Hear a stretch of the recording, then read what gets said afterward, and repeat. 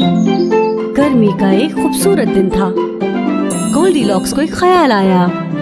उसे किताबें पढ़ने का बिल्कुल भी शौक नहीं था, तो उसने उन किताबों की मदद से एक लंबा टावर बनाया।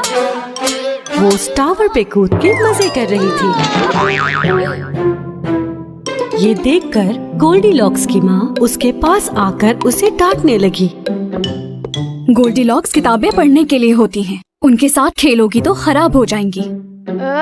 पर किताबें बहुत बोरिंग होती हैं, तो अच्छा यही होगा कि उनसे खेला जाए। और उसी वक्त गोल्डीलॉक्स ने देखा कि उसकी एक किताब खिड़की से गिरने वाली है। ये किताब यहाँ कैसे आई होगी? जैसे ही गोल्डीलॉक्स उस किताब को हाथ में लेने लगी, अचानक उस किताब के पर निकल आए और वो जंगल की तरफ उड़ने लगी। गोल्डीलॉक्स को इस बात पर बहुत ताज्जुब हुआ और वो उसका पीछा करने लगी। हे, रुको! जादुई किताब, रुक जाओ! अरे, तुम कहाँ चली गई? जंगल के बीचों बीच जहाँ गोल्डीलॉक्स दौड़ रही थी, वहाँ एक सफेद रंग का घर था। उस घर में एक प्यारी सी बकरी की फैमिली रहती थी और वो घर किताबों से भरा हुआ था। अक्सर पड़ोस के जानवर भी बकरी की फैमिली से किताबें लेने के लिए आया करते थे। बकरी के बाबा अपनी कारपेंट्री की किताब खत्म करने से पहले नहीं सोते थे। बकरी की माँ हमेशा अपने साथ खाने की किताब रखती थी और छोटी बकरी को रंगीन परियों की कहानी वाली किताब बहुत पसंद थी। बहुत अच्छे, अब मैं अपने लिए हिलने वाली कुर्सी बना सकता हूँ। अच्छा, तो क्लोवर सूप बनाने में सिर्फ और सिर्फ 8 मिनट लगते हैं। लेकिन उस दिन बकरी की बच्ची बहुत उदास थी क्योंकि उसे अपनी पसंदीदा किताब नहीं मिल रही थी।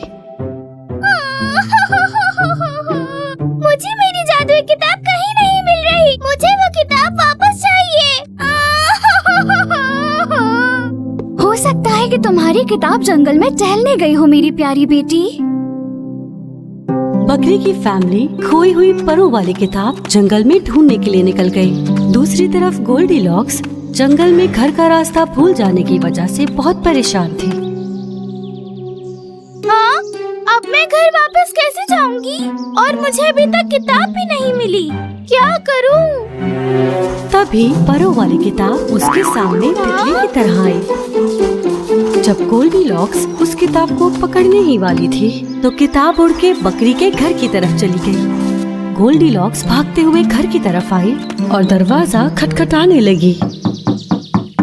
दरवाजा आहिस्ता से खुल गया। हेलो, क्या यहाँ कोई है?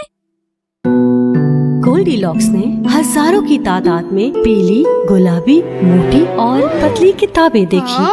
फिर उसने परों वाली किताब को ढूंढना शुरू किया जो कहीं छुप गई थी। ये तो एक कारपेंट्री की बुक है। ये जरूर बहुत बोरिंग होगी।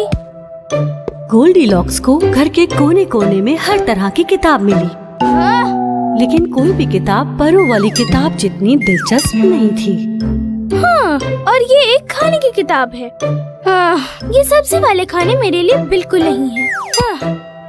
उसे वो किताब नहीं मिली जिसे वो ढूंढ रही थी। गोल्डीलॉक्स बहुत ज्यादा थक गई थी। जब वो एक जगह सोने के लिए लेटी, तो वो जादुई किताब उसके सर के नीचे तकिए की तरह आ गई। जब बकरी की फैमिली को बच्चे की किताब पूरे जंगल में नहीं मिली, तो आखिर वो घर की तरफ वापस लौट गए। लेकिन जब वो घर पर आए, तो उन्होंने देखा कि सारी किताबें बिखरी हुई हैं। किसी ने मेरी कारपेंट्री की किताब आग में फेंक दी। किसी ने मेरी किताब बर्तन में डाल दी है। इसने मेरी जादुई किताब ढूंढ ली। सिर्फ ढूंढी ही नहीं, उसे एक तकिया बना लिया है और उस पर सो भी गई।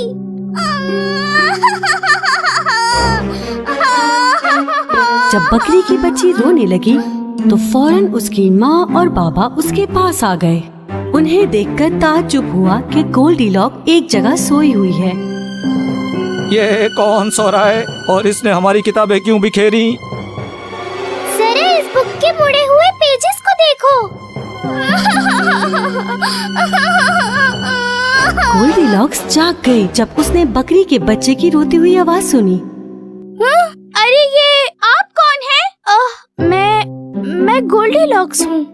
वैसे आराम से छोटी बच्ची, हम नुकसान नहीं पहुँचाएंगे। मैं तो बस ये जादुई किताब ढूंढ रही थी।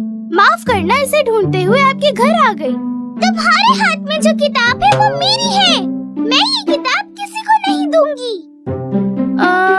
लेकिन ये पहली मर्तबा हुआ है कि मैं कोई किताब पढ़ना चाहती हूँ।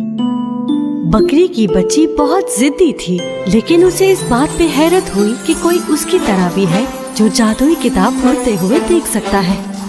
हाँ, किसी भी बच्चे ने इस किताब को पहले कभी उड़ते हुए नहीं देखा है। इसका मतलब ये हुआ कि जादुई किताब ने तुम्हें चुन लिया है। अब ये तुम्हारी हुई। ये तोहफा है तुम्हारे लिए। गोल्डीलॉक्स की खुशी की कोई इंतहा ही नहीं थी।